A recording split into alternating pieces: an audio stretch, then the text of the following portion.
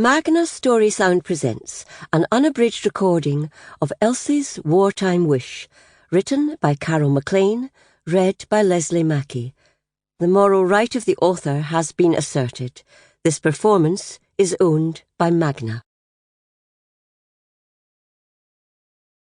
Chapter 1. Glasgow, 1943. You can't mean it!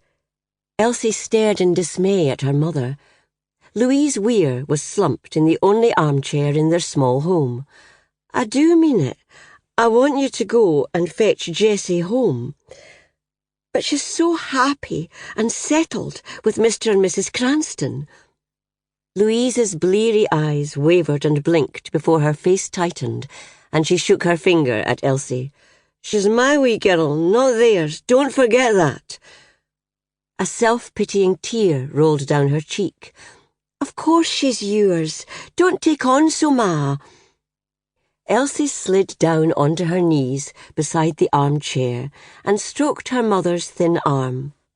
A sour smell wafted from the older woman's skin. The gin working its way out of her pores, Elsie thought wearily. Still, she had to be thankful. Ma was usually an affectionate drunk, although she could be cunning enough with it.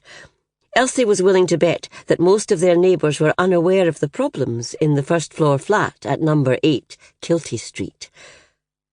Her mother dressed neatly when she went out and could hold a conversation, even after an afternoon tipple or two. It was, however, getting worse.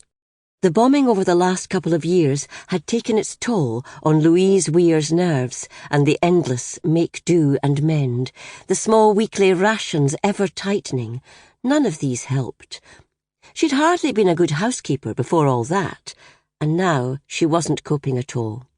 Truth be told, she had been fond of a tipple for years, but the recent incendiary bombing, which had damaged Queen's Park Church in Govan Hill so badly that the building had to be destroyed, had shaken her to the core. It wasn't that the church was close to home, but she had a friend there whose house was narrowly missed.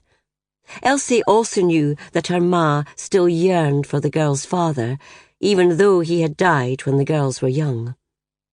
If Elsie wasn't there to make the meals, she wondered how her mother would survive, especially as she hardly left the flat anymore.